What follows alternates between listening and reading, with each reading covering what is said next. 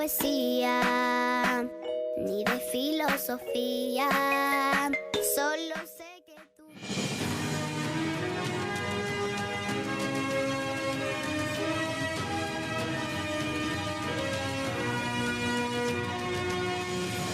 Halo semua, kembali lagi di channel YouTube Zona Politik bareng gue, Tulus Pardosi.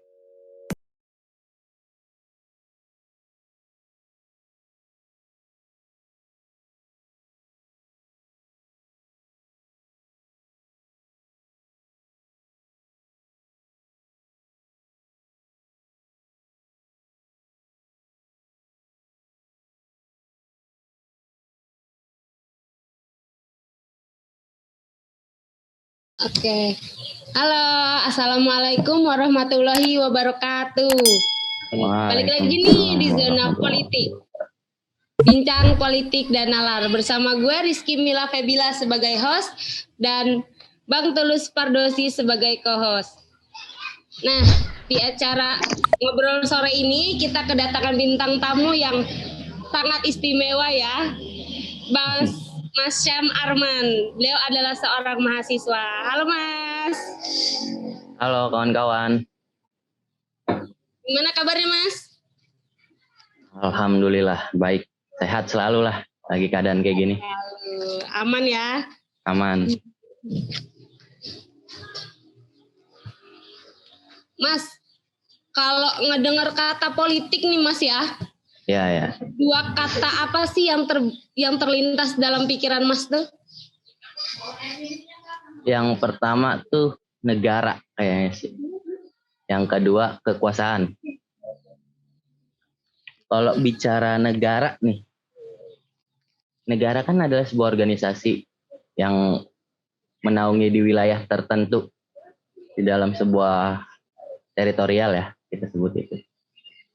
Yang harusnya sih menaungi rakyatnya nih dengan keinginan-keinginan yang lain. Kalau kekuasaan, dia kan sistemnya nih. Sistem dari sebuah negara tersebut yang harus melaksanakan tatanannya, keinginannya rakyat. Itu sih sebenarnya.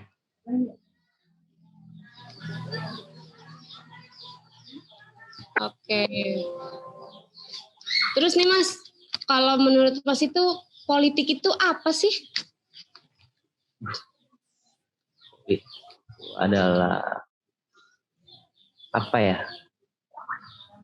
Kalau menurutku sih ya, politik adalah sebuah cita-cita masyarakat sih. Yang kalau kata Aristoteles tuh akan mewujudkan hidup yang lebih baik. Dan politik adalah sebuah ide atau gagasan sih. Harusnya bukan politik yang hanya sekedar pragmatis, yang hanya kepentingan segolongan sebuah organisasi tertentu gitu. Itu sih sebenarnya ringkasnya. Kalau dari aku ya. Iya. Oke. Kalau ngelihat sekarang nih ya, menurut lu penting gak sih anak muda sekarang itu melek akan yang namanya politik? Kalau untuk melek itu penting banget. Kenapa gue bilang penting? Kayak kita tuh sebagai pemuda atau pemudi yang harus sadar akan politik itu bisa melihat isu sosial gitu. Isu yang terjadi saat ini beredar, berita-berita pemerintah dalam memegang kekuasaannya baik atau buruk. Kan agent of change itu kan tidak, ya menurut gue pribadi sih, opini gue pribadi ya, agent of change itu kan tidak hanya dikhususkan kepada mahasiswa ya, gitu loh. Gue malah bisa beropini agent of change itu bisa kita ibaratkan semua pemuda lah, nggak harus yang mahasiswa gitu. Ya. Makanya ketika pemuda itu melek akan politik, dia bisa mengkontrol pemerintah saat pemerintah melaksanakan tugasnya untuk menaungi rakyat. Nah itu akan lebih baik sih. Itu sih opini dari aku, Mbak. Oke, jadi penting ya anak muda sekarang harus melek akan politik itu ya. Penting banget itu, sumpah. Penting banget. Ya. Terus nih Mas, ada satu kalimat kayak gini, negara hancur karena banyak orang diam. Menurut lu apa pendapat lu nih tentang kalimat itu tuh gimana sih? Setuju nggak? Kalau untuk kalimatnya sih setuju sih. Jika negara itu membungkam rakyatnya dengan suaranya, ada sebuah asas yang bicara tentang suara rakyat adalah suara Tuhan, gitu. Negara hancur kan ketika dia tidak mendengarkan suara rakyat ya, gitu. Iya, betul. Banyak orang diam ini kan kita bisa lihat kan, Mbak, ada sebagian yang kena intervensi, ada yang sebagian karena hanya sekedar euforia belaka. Wah, lagi ramai apa nih? Kita lihat nih ya kan. Wah, akan ada demo, wah akan ada apa nih gitu. Dia hanya sebuah share ke sosial media untuk propaganda semata, kampanye lah kita sebutnya. Kampanye gitu. Tetapi dia lupa bahwa ketika kita untuk mengkritik negara, kita tuh harus ada aksinya yang turun. Maksudku aksi tuh kita entah terjun ke rakyat, ke masyarakat untuk pendidikan secara moral, itu sih menurut aku. Iya. Jadi kalau mau negara ini terus berkembang itu kita nggak boleh diem gitu ya, harus banyak aksi yang keluar gitu. Iya, harus banyak opini-opini dari pemuda sih, dari kalangan manapun tuh harus beropini karena kita kan negara demokrasi ya nggak sih? Iya. Kita tuh harus beropini.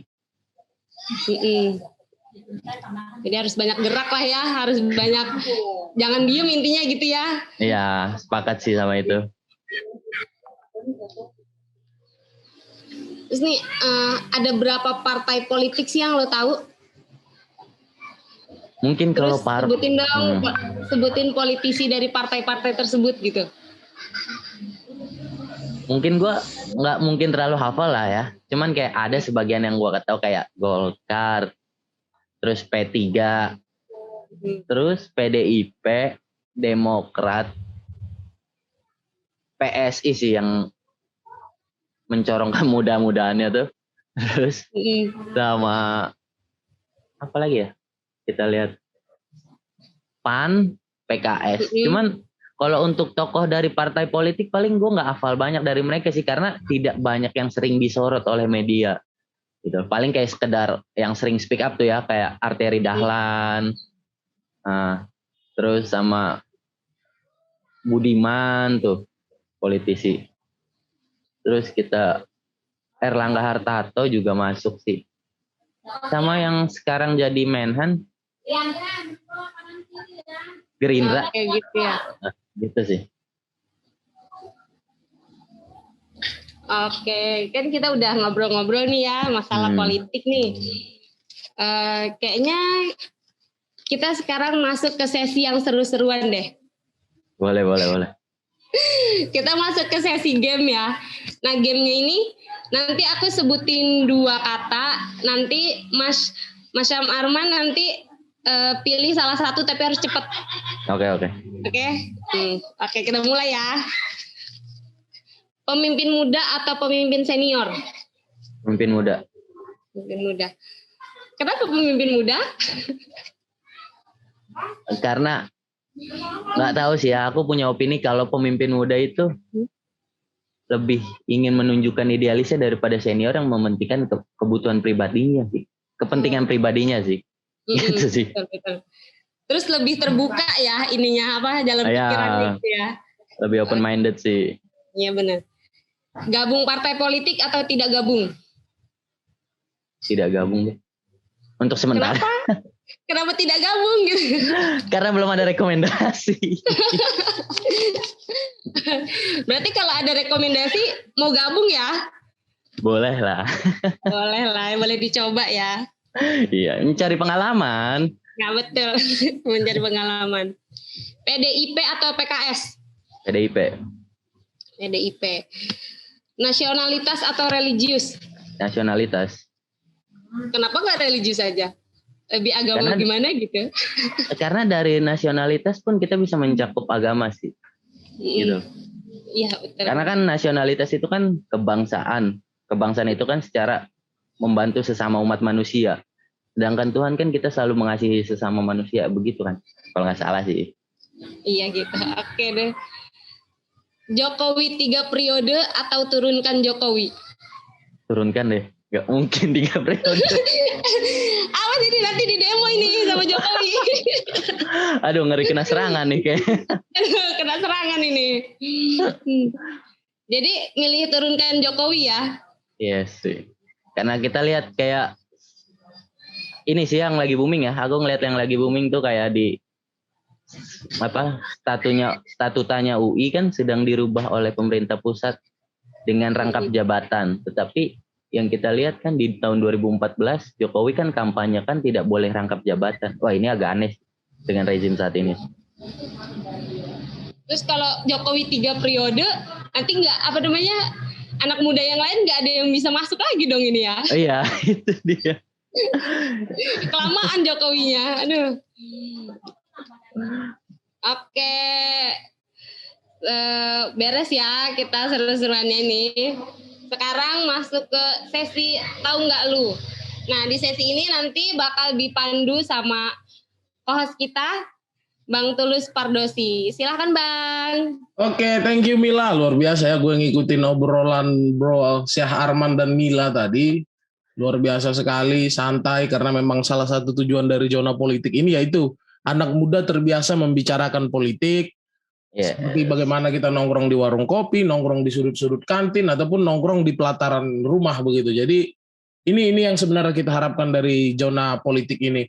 Bro Syah Arman, kita ke sesi selanjutnya nih. Ntar gue akan nunjukin beberapa foto dan Bro Syah Arman nih kasih keterangan deh apa yang Bro tahu tentang foto yang akan gue tampilin nanti ya. Oke. Mari kita mulai dari foto yang paling terbaru nih. Udah muncul belum? Udah. Nah, apa yang Bro tahu dari foto ini, Bro? Aksi di Bawaslu perihal tentang Nah, ketemu tuh. Aduh, repot lagi. Coba ingat-ingat deh. Cluenya nih Pilpres.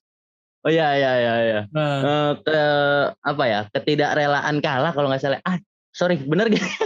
Iya. Benar. Ini adalah demonstrasi 21-22 Mei menolak hasil Pilpres kemarin. Itu maksudnya. Ya. Oke, kita lanjut ke foto next-nya ya, selanjutnya ya, Bro ya. Iya, siap. Ini setahun sebelumnya nih, ini 2019, ini 2018. Oh, ini kalau pencak silat ya, kemenangannya pencak silat. Yes. Pada saat itu. Yes. Ya ini di acara Asian Games 2018 di mana salah satu atlet kita memenangkan medali emas dan selebrasinya adalah memeluk Pak Jokowi sebagai kepala negara dan Pak Prabowo sebagai ketua Ikatan Pencak Silat pada waktu itu. Ya. Kita ke foto selanjutnya nih. Nah ini terlalu lawas ya. Tapi coba deh barangkali coba deh. Waduh. Nggak ada cluenya nih, Cluenya ini kita peringati di 28 Oktober. Oh, Sumpah Pemuda ya? Iya, tapi ini Kongres Pemuda pertama. Kongres Pemuda. Kongres Pemuda pertama 30 April di Batavia dulu. Sebelum adanya Sumpah Pemuda, masih ada nggak ya fotonya? Nah, ini pasti Bro Syah Arman tahu banget dong ini. Waduh, ini iya. Ini di tanggal 24 bukan sih ya? Yes. Iya ini. Besar-besaran nih. Gelombang demonstrasi ya menolak RUU KUHP, revisi undang-undang KPK, banyaklah undang-undang RUU Minerba juga banyak itu yang kawan-kawan mahasiswa suarakan pada waktu itu. Memasukkan RUU PKS menjadi benar ada banyaklah poin-poin prioritas kawan mahasiswa di situ. Iya. Nah, Bro Syah Arman, dari foto tadi yang saya tampilkan ini, bagian mana yang Bro rasa penting untuk kita diskusikan kali ini? Kan di sini ada beberapa chapter ya. Ada demo mahasiswa, ada juga bagian apa tadi?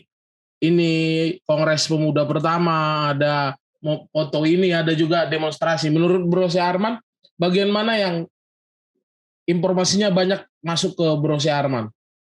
Aku sih yang demo yang gelombang demonstrasi besar-besaran itu sih di tanggal 24. Demonstrasi besar-besaran. Oke, kita masuk ke situ ya, Bro ya.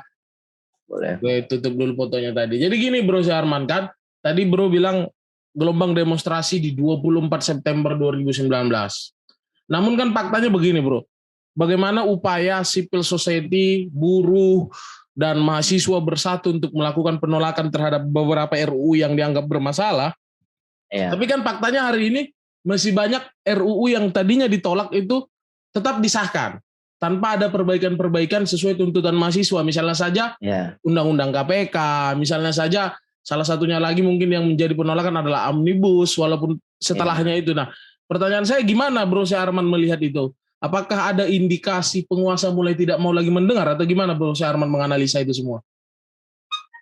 Di dalam sebuah pergerakan sih kawan-kawan, kita sebenarnya kan masih terus melantunkan suara-suara untuk didengar oleh pemerintah saat ini. Tapi secara analisaku, melihat bagaimana potensi pemerintah tidak mendengar suara kita, gitu loh, yang turun kemarin, mengingat bahwa banyak energi dari kawan-kawan yang sudah terluapkan gitu loh. Banyak waktu yang mereka buangkan dengan sia tetapi tidak mendapatkan hasil sih.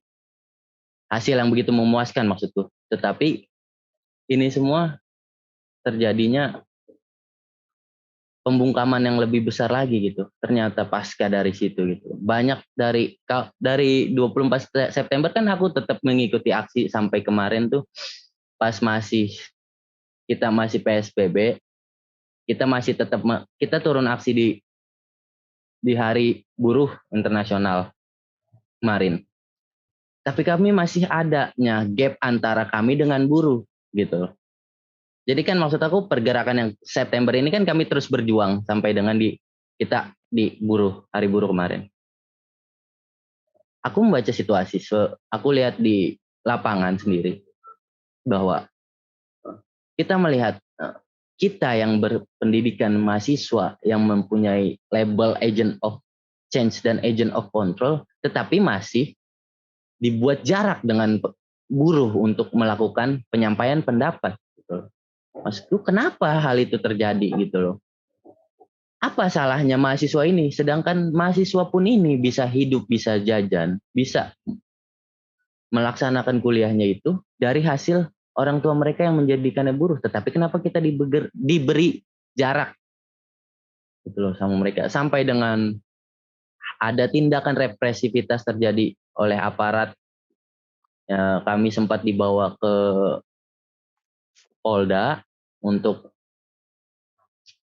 sebuah paling mediasi doang, peringatan doang, tidak boleh turun lagi. Tetapi di situ kami melaksanakan prokes yang ketat. Hand sanitizer ada, masker kami ada lengkap, gitu loh. Face shield kami ada, gitu loh. Dan kita turun lagi di Hari Pendidikan Nasional. Di situ anehnya, ketika kami melaksanakan mediasi dengan Mendikbud, pasca kawan-kawan kami masuk untuk mediasi dengan mereka di kementerian, tetapi teman-teman kita malah dipukul mundur oleh pemerintah. Kan, wah kenapa nih gitu? Kenapa kita nggak boleh menunggu teman-teman kami yang masuk? Sampai terjadinya temanku tuh dari 9 orang yang ditangkap oleh Polda menjadikan tersangka atas kasus penyampaian pendapat. Sampai sekarang masih diproses, kita masih menunggu proses tersebut untuk pencabutan hak tersangka terhadap 9 orang yang pasca aksi di Hari Pendidikan Nasional itu. Ya bro, mohon maaf nih saya potong nih. Ada tadi penyampaian yang menarik untuk kita elaborasi menurut saya. Bro Arman menyampaikan ada gap antara perjuangan buruh dengan perjuangan mahasiswa. Nah, saya tertarik untuk mencari tahu gap yang bro maksud tuh gap yang dibentuk atau yang dibuat oleh siapa? Mungkin secara aku meriksa lapangan, periksa di lapangan pada saat itu. Jadi kan sebenarnya prosesnya tuh kayak buruh kan lagi sedang dikasih jalan dikasih ruang untuk maju ke depan istana, depan patung kuda. Nah, kami mahasiswa pun sedang merapikan barisan kami agar tidak terjadinya penculikan nih. Tidak terjadinya penculikan lagi. Kami merapikan. Nah, kami tinggal mau jalan masuk nih. Tetapi dari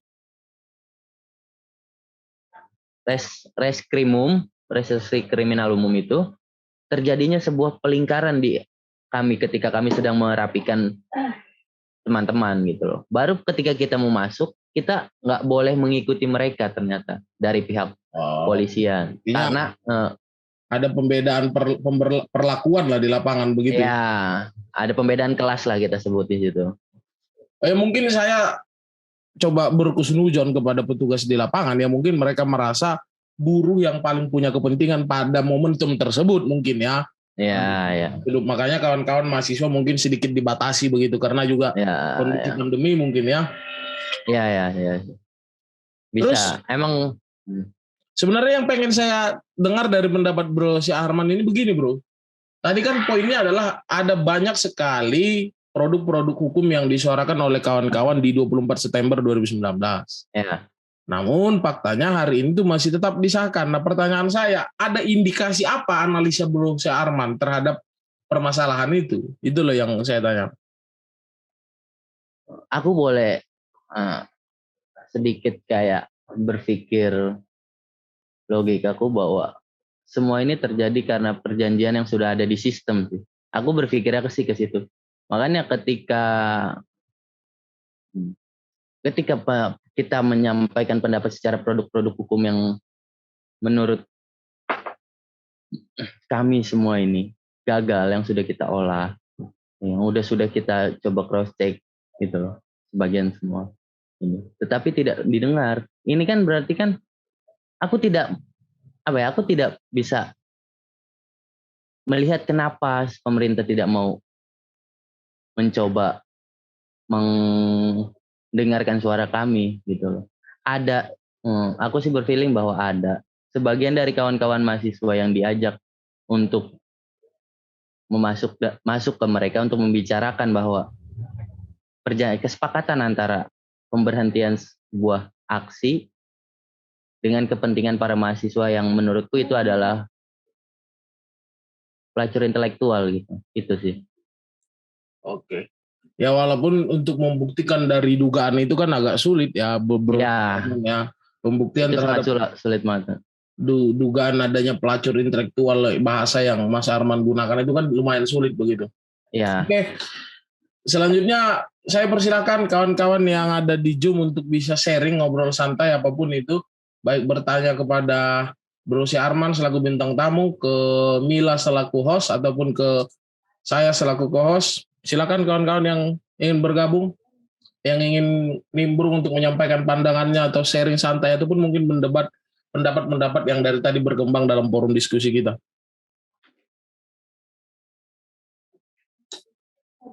Ayo kawan-kawan, ditunggu kawan-kawan.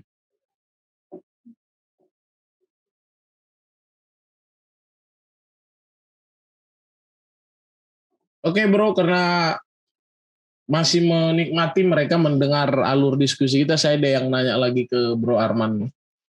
Nah bro, pertanyaan saya begini. Belakangan ini ramai gelombang kritik dari BEM masing-masing universitas. Dimulai dari munculnya postingan kawan-kawan BEM UI menyampaikan presiden sebagai lip service, diikuti dengan munculnya postingan KM UNES, KM UGM juga. Begitupun terakhir saya lihat munculnya postingan dari kawan-kawan BEM Udayana Bali yang menyampaikan presiden sebagai the guardian of oligark begitu.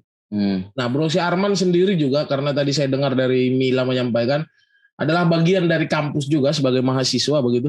Nah, bagaimana kondisi kebatinan para kawan-kawan mahasiswa hari ini? Makanya kritik itu semacam gelombangnya terus meningkat begitu dan terjadi di seluruh daerah seolah-olah merata begitu. Bro Syarman menangkapnya gimana? Aku melihat dari sisi dari sisi fasilitas dan ekonomi mereka ketika kita lihat bahwa tidak banyak merata yang mendapatkan potongan, gitu, tidak banyak yang mendapatkan kuota-kuota sebuah pendidikan itu. Terus kita melihat lagi banyak juga, kalau kita lihat isu sosialnya lagi yang berada sekarang saat ini, banyaknya bansos yang tidak turun-turun gitu loh. Keresahan-keresahan para mahasiswa ini terjadi sebenarnya bisa juga kita katakan ketika dia melihat keluarganya dia sendiri. Ketika dia mempunyai wadah untuk mengapresiasikan apa yang keresahan yang terjadi dan menggabungkannya itu semua menjadi sebuah penyampaian pendapat melalui virtual, walaupun dari virtual itu yang terjadi kecaman terhadap pengguna pribadinya gitu loh. Seperti yang kita lihat di BEM UI terjadinya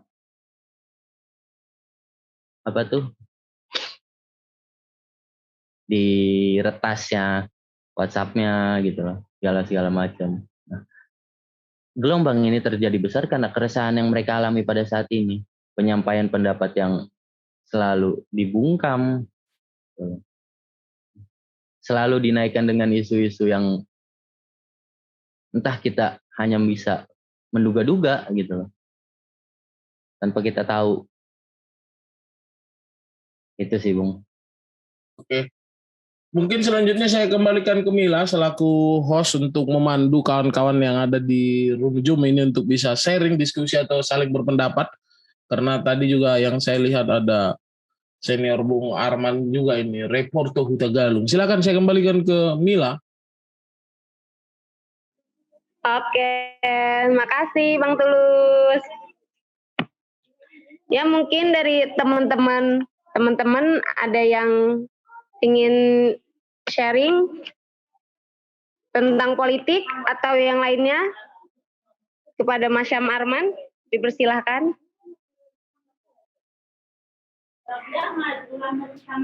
Oke, baik.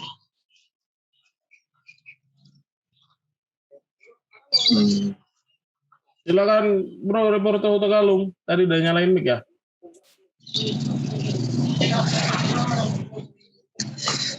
Oke, baik, terima kasih pada kesempatan ini host yang sudah memberikan saya waktu untuk menyampaikan sebenarnya keresahan kita sebagai mahasiswa kan. Di sini juga sangat menarik ada Bung Arman yang kita tahu sangat luar biasa lah pada sore hari ini. Saya langsung aja kepada intinya, bagaimana menurut Bung Arman ketika kita diperhadapkan dengan situasi PPKM ini, bagaimana cara kita untuk mengkritik pemerintah? Karena kita tahu kan kalaupun kita turun, pastinya itu tidak akan dibenturkan dengan situasi PPKM begini. Jadi bagaimana sebenarnya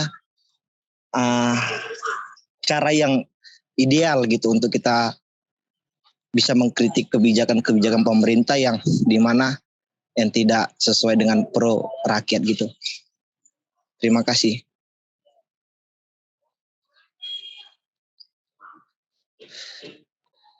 Saya kembalikan ke Os. Ya, untuk Bang Arma silahkan dijawab pertanyaan dari teman kita tadi. Ya sih, kita masih sama-sama belajar tentang hal ini. Mungkin sih, aku sempat berpikir bahwa ketika kita menyampaikan pendapat, kita harus menggunakan media sosial atau digital. Karena kita sedang merangkap ke dalam sebuah dunia digital yang semuanya serba kita gunakan via jaringan, via komunikasi, via handphone. Tetapi ketika aku mempunyai saran ini, aku berpikir bahwa dampak yang kita rasakan terhadap kritik melalui media sosial, yaitu adalah peretasan pada alat komunikasi kita gitu. Sebenarnya cara baiknya sih ya kita menggunakan media sosial, karena kan kita tahulah Indonesia sedang mengalami fase yang darurat yang kita bisa lihat gitu pada saat ini. Ya untuk kita tidak melonjakkan kasus ini lebih tinggi lagi, ya kita harus menggunakan media massa untuk melakukan sebuah kampanye atau propaganda di dalam sebuah penyampaian pendapat tersebut untuk pemerintah melihat bagaimana PPKM yang dirasakan oleh rakyat ini yang dituangkan di dalam media sosial. Itu sih jawaban dari aku. Boleh sih kita diskusikan masalah itu.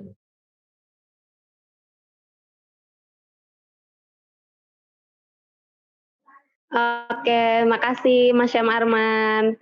Mungkin dari teman-teman yang lain ada yang ingin ditanyakan lagi?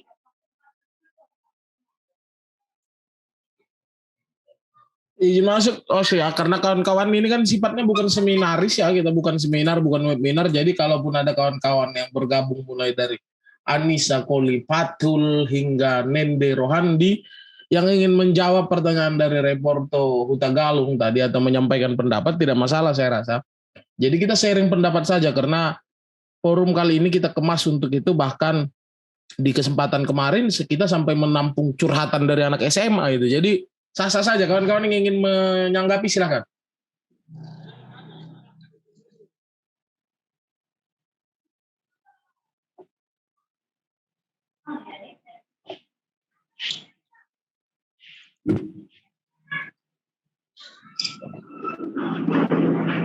Oke, saya izin masuk ya. Iya, boleh silakan. Saya setuju tadi dengan host katakan bahwasanya kita harus ada komunikasi dua arah kan, biar jangan forum pada sore hari ini terlihat terlalu kaku. Nah, saya juga sangat menghormati apa yang disampaikan Bung Arman. Pada intinya kita mengkritik dalam media sosial. Tapi kan lagi-lagi kita ketahui bersama bahwasanya ngeri-ngeri sedap sebenarnya kalau kita ini mengkritik dalam media sosial gitu. Menurut saya, dan saya juga bingung gitu, maksudnya cara media sosial ini menurut saya belum efektif gitu. Karena gini, saya ambil satu contoh gitu. Contoh yang paling sangat fundamental bagi saya itu adalah dalam perpanjangan PPKM. Di mana berdasarkan fakta di lapangan, apalagi saya di Jakarta Timur sangat dekat sama PGC, itu sangat mengiris hati gitu. Banyak yang dimana dampak PPKM ini sebenarnya mengsengsarakan masyarakat yang sangat membutuhkan makan gitu. Lalu dilanjutkan lagi PPKM, sebenarnya kita sebagai kaum intelektual seharusnya menolak adanya PPKM itu. Tapi bagaimana kita bisa menolak PPKM itu? Apakah hanya dalam bentuk media sosial aja penolakan itu? Menurut saya PPKM ini oke lah, kita sangat mendukung. Tetapi kan sebenarnya ada cara lain sebenarnya untuk bagaimana jangan PPKM ini yang dilakukan. Kenapa tidak lockdown gitu? Tapi bagaimana cara mengkritik kita yang sangat efektif untuk bagaimana membius pikiran-pikiran para pemimpin-pemimpin saat ini gitu. Tapi bisa dipahami ya apa yang saya sampaikan ya. Host Bung Tulus, Mbak Rizky, lalu Bung Arman. Oke, terima kasih. Kira-kira begitu aja. Siap, Reporto Hutagalung ya. Sambil menunggu kawan-kawan lain yang berpendapat, saya coba jawab berdasarkan pengalaman dan apa yang sudah saya kerjakan sebenarnya. Walaupun forum ini tidak kita desain khusus untuk mengkritik pemerintah sebenarnya, tapi saya pribadi dalam berbagai kesempatan, saya memilih menyampaikan pikiran saya. Saya memilih menyampaikan pikiran saya. Saya tidak mau bilang itu adalah bentuk kritik, karena kadang saya kemas dalam bentuk candaan, kadang saya kemas dalam bentuk parodi begitu. Yang terpenting adalah begini, kita sebagai kaum tersadarkan, artinya mahasiswa dan juga generasi muda, melihat masalah-masalah bangsa ini yang ada banyak yang tidak benar begitu. Maka disitulah kita bisa setidak-tidaknya kalaupun belum bisa kasih solusi, minimal untuk mengatakan itu tidak benar begitu.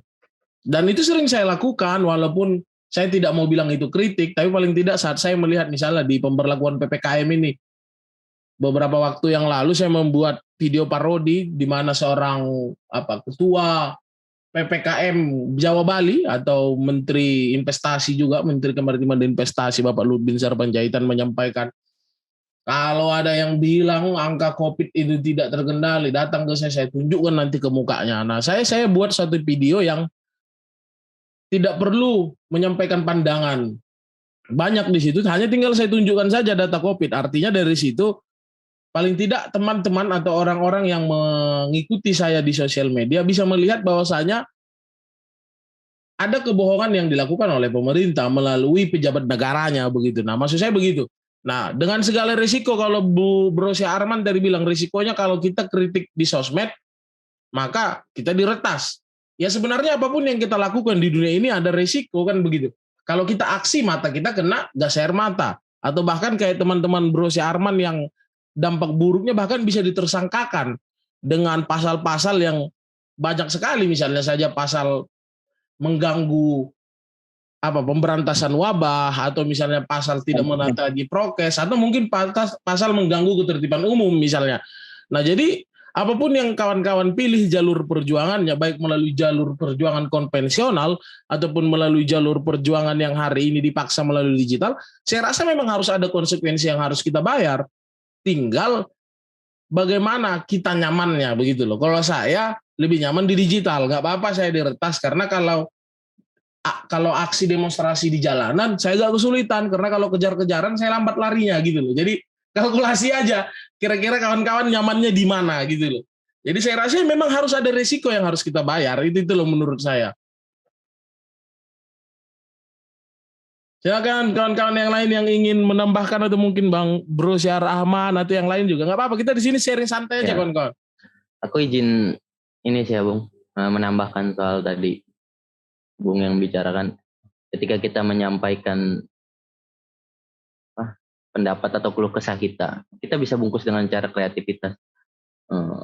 Aku sih lebih, entah kalian buat semacam kayak analogi PPKM itu semacam kayak candaan, itu juga baik sih.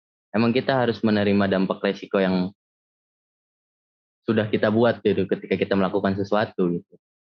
Tetapi maksudku, kebanyakan kita sudah ada yang takut duluan terhadap dampak tersebut gitu. Mereka tidak tahu bagaimana cara melewati dampak itu atau memecahkan solusinya daripada dampak tersebut. Mungkin itu sih dari aku. Ada kawan-kawan yang lain nih yang pengen menyampaikan pandangannya atau pengen diskusi santai, sharing apapun itu ya, terkait keresahan kawan-kawan terkait politik ataupun terkait kebijakan-kebijakan yang hari ini dikeluarkan.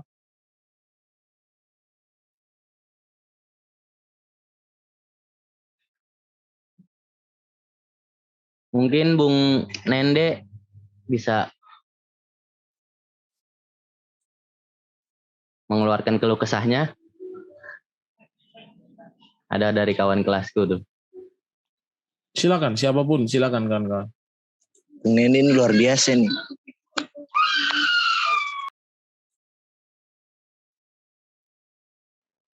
Saya baru masuk jadi tidak mengikuti perkembangan. Mohon maaf, saya ikuti aja dulu. Ya. Ya, begitulah terkait tadi apa yang disampaikan oleh Saudara Lekorto Huta Galung ya.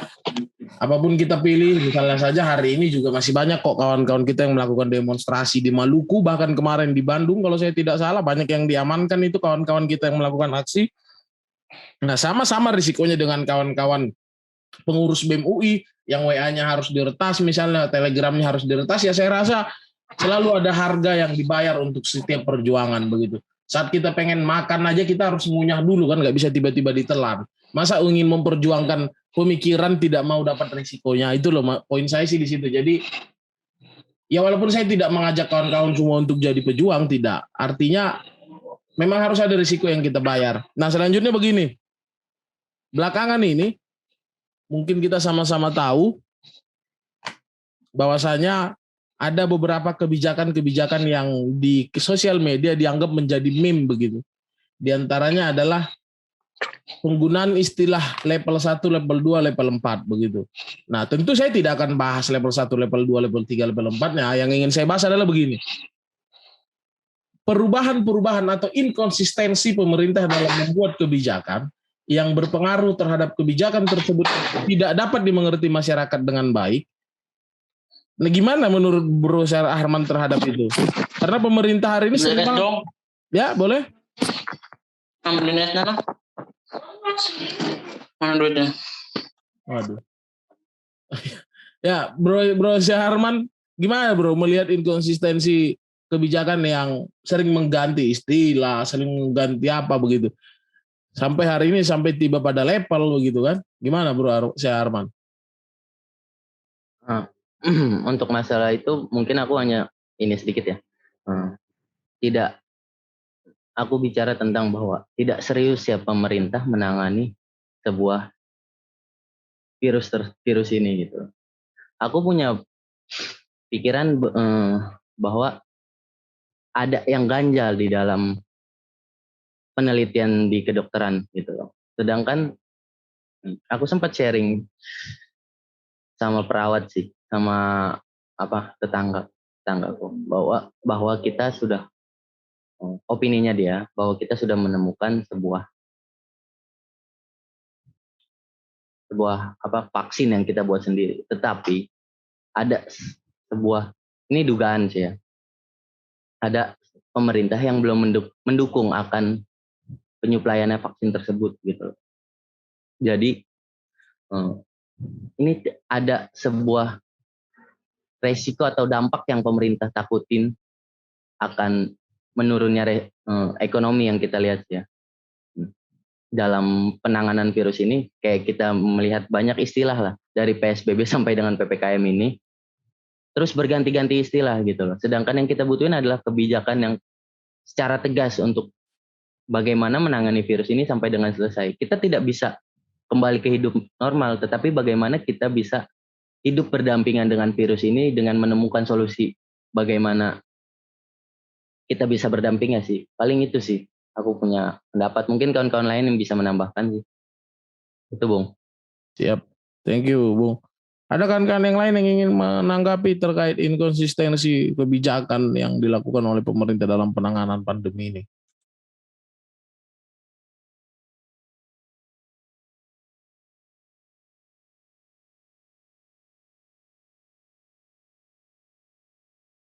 Ya silakan Mil, saya kembalikan ke host ya. Karena saya rasa apa yang ingin kita bahas sudah terbahas dengan baik. Dan pembahasan-pembahasan tambahan ini kan sebenarnya barangkali kawan-kawan yang bergabung ingin menyampaikan pendapat, kita beri kesempatan begitu loh. Tapi kalau memang dari tadi cukup, ya sudah, silakan host. Iya, makasih Bang Tulus. Makasih Bang Tulus, makasih Bang Mas Syah Arman. Ya mungkin kita udah sampai di ujung acara ya, penutup. Mungkin lain kali kita bisa ngobrol-ngobrol santai lagi ya Mas Syah Arman di lain waktu. Makasih untuk Mas Syam Arman atas waktunya. Makasih juga teman-teman yang udah bergabung di sore ini. Nah, nanti kita sempatkan lagi di lain waktu untuk berbincang santai seperti ini ya. Ya, saya sebagai host undur diri. Wassalamualaikum warahmatullahi wabarakatuh. Waalaikumsalam warahmatullahi wabarakatuh. Ya, informasikan kawan, nanti juga jam 8 saya ada ngobrol dengan Wakil Ketua SEMA dari UIN Jakarta. Mungkin nanti yang ingin ada waktu atau ingin sharing bisa di situ. Thank you ya Bro Syah Arman ya. Thank you. Siap Bung. Terima kasih juga lah. Siap. Bisa hadir di sini. Ya.